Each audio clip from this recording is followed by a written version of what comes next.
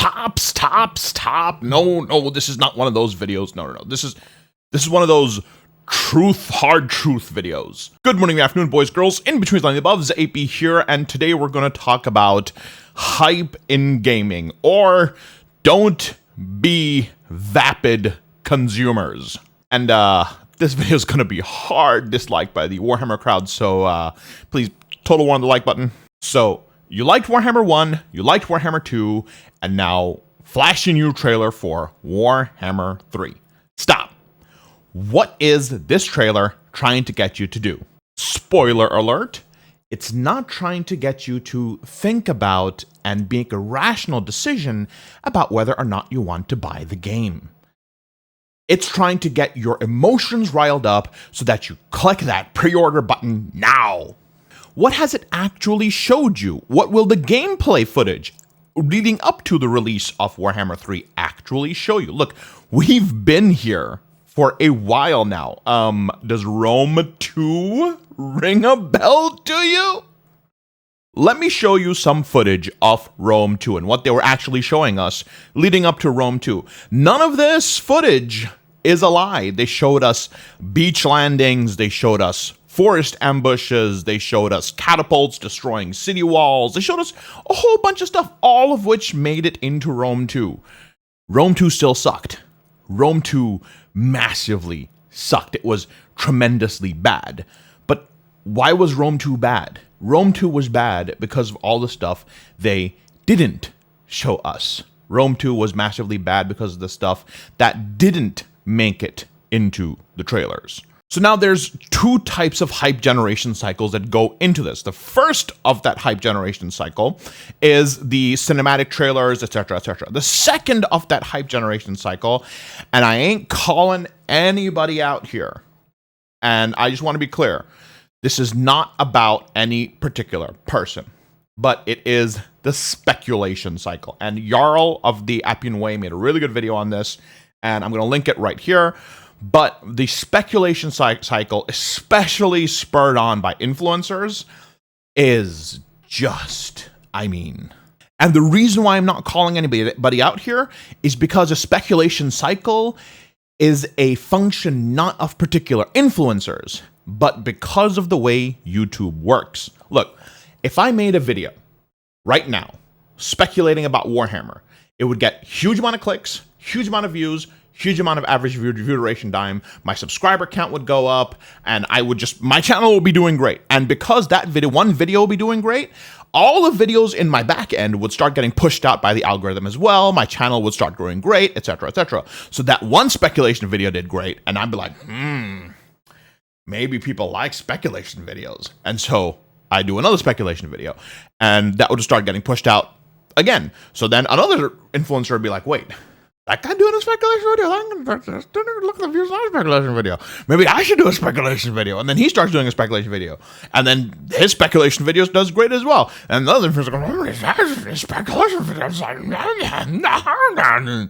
And then part 2 of the speculation video is the tier video. Top 10 of the speculation. Because everybody loves tier videos, right? Like, I did a tier video a while back, and I was like, just very clear about the fact that I don't like tier videos, because tier videos, like, how are you even making a tier? What is a top 10? Who's top 10? Why top 10? By what criteria are you making a top 10? But people love top 10. Like, that top 10 video is still making the rounds. People love top 10 videos. So now you're going to marry the top 10 and you're going to marry the speculation and be like, top 10 speculations of the cinematics that was put out by the CAs. And then that video starts making the round, and there's the top 10s of the cinematics of the speculations. And then he puts out the top 10s of the cinematics of the speculations, and then she puts out the top 10s of the cinematics of the speculations. And then all of a sudden, anybody who's getting any Total War in their searches or their views or videos or whatever is getting all his top 10s of the cinematics of the speculations. And it just turns into a giant, mega, super hype train. And then you go to the Reddit forums and everybody's doing the top 10 of the cinematics of the speculations and the memes of the speculations. And you go onto the Total War forums and the speculations, and it was massive omega hype train. And all of this is entirely YouTube driven because YouTube rewards stupidity. It just does, right? A lot of my thumbnails is me going, Why? Because my thumbnails me going, actually have a higher click rate than thumbnails that look not stupid. YouTube drives stupidity. It's just the nature of the platform. It drives hype. It drives stupidity. It just drives, this is the way that the market of YouTube works. But the problem is there's two massive problems in the hype cycle. And the first is it creates incredibly unrealistic expectations. And the second is it allows companies to really, really drive up the price for minimum expenditure. It can do one of the other. So the first is people will speculate and drive up the bar so high so that no matter what comes out, they're not happy with it. That's one end of what happens with a hype cycle. You just hype yourself up, and then no matter what releases, you're just not happy with it because you've hyped yourself up beyond whatever could possibly be delivered. But the other end, and this is where I feel Warhammer really goes off the deep end, is it allows the company to drive up the price for minimum value.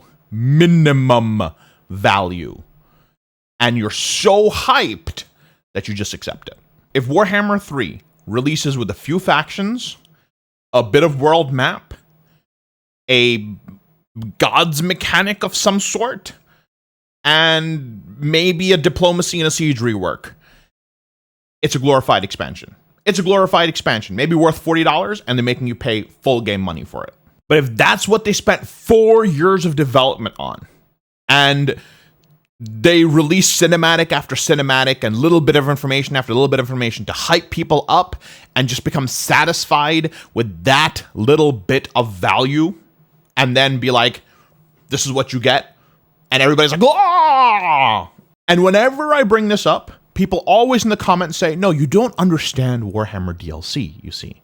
Warhammer DLC, every single time they introduce a lord, it has an effect on the way you play the game, and every lord is distinct, and we used to get full campaigns for $15, and you're getting 2 lords with a couple of mechanics for, like, 10.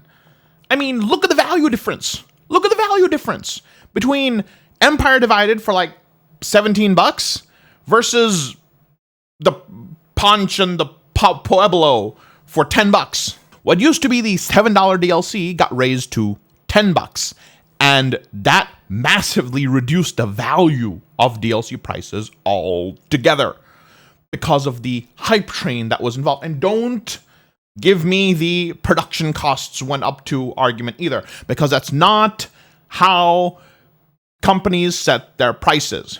Prices are not set by production cost. Nike does not look at how much it makes to cost a shoe and then say, you know what? We are going to increase the price because it now costs to make shoes a little bit more. Because the shoe is being made for 10 cents by a kid in Indonesia. No. Nike looks at how much can we milk from our customers buying shoes for $150. Can we get 160 out of them? Oh, we can get 160 out of them. We take the 160. And what's the trickle-down effect? The trickle-down effect is 3K's DLC becomes $10, and Troy's DLC becomes $10. And with 3K's DLC, at least you can be like, okay, they're giving you new campaigns, they're giving you characters, they're giving you mechanics, they're giving you new, there's like a whole bunch of stuff that comes in it. What does Troy's DLC give you? So the hype machine in Warhammer is allowing CA to deliver such little value while raising the price, and that is having a trickle-down effect to the rest of the Total War franchise. But AP, you released a video saying CA is not evil. Doesn't this contradict your own video? No, it doesn't. Because my entire premise is CA is not evil. CA is a corporation. You have to understand the difference. There is a profit motive in everything that it does. And profit motives themselves are not bad. But you have to understand what exactly a profit motive is and how you negotiate with a profit motive. First, yelling at a comment section is not going to make a difference to an entity that is driven by profit. Okay? Yelling at a comment section is not going to do anything. Because if you're yelling at a comment section, but you're still buying the products, or you're yelling at a comment section and 5 million other people are still buying the products, it's not doing anything. Secondly, DLCs themselves and games themselves are not bad. It's about the value that is put in those DLCs. And the value in the Warhammer DLCs,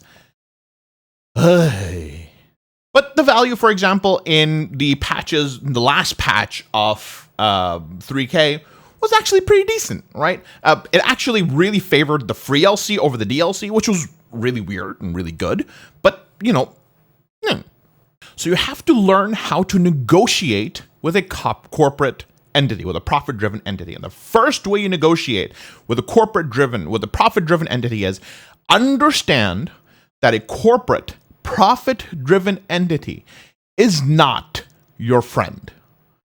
All right? Do not get caught in the Apple mindset. This is not your friend. This is not your community. This is not a cute and cuddly Care Bear. You are in a business transaction with the entity. The business transaction is this. They're creating a product you want, and they want your money. You want to get as much product from them and give them as little of your money, and they want to give you as little product and get as much money. This is where the negotiation happens. And the real negotiation happens when you buy or don't buy. Now, fans should be talking to each other about what they want and what they don't want, and talking about how they will buy or not buy things based on what they want or don't want. They should not be driving each other to massively purchase things based on speculation and hype.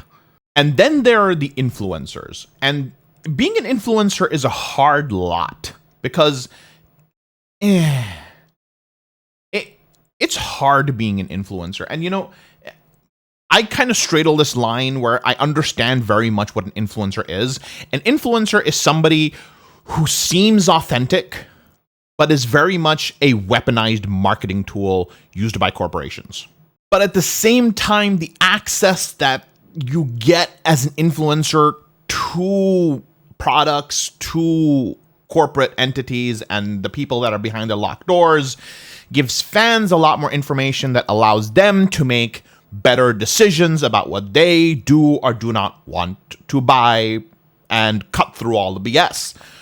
So being an influencer it's a really, really thin line that requires a lot of nuance and requires a lot of integrity if you want to do it right. Because the corporation wants to use you as a weaponized marketing entity. The best way to be an influencer is not to choose sides, to kind of lean towards the fans, but not to be like, I'm going to view the corporation as evil and the fans as good, and also to be keenly aware that your role with the corporation, the reason why you're getting so much access, is because you're being weaponized as a marketing agent. So, takeaways. Number 1, don't get hyped. Hype is bad. Number 2, cut through the BS. Number 3, take everything anybody's selling you with a grain of salt. Number 4, do not allow corporations to drive up the price of goods without giving you a lot in return in terms of value. And number 5, like the video because it's going to get hammered.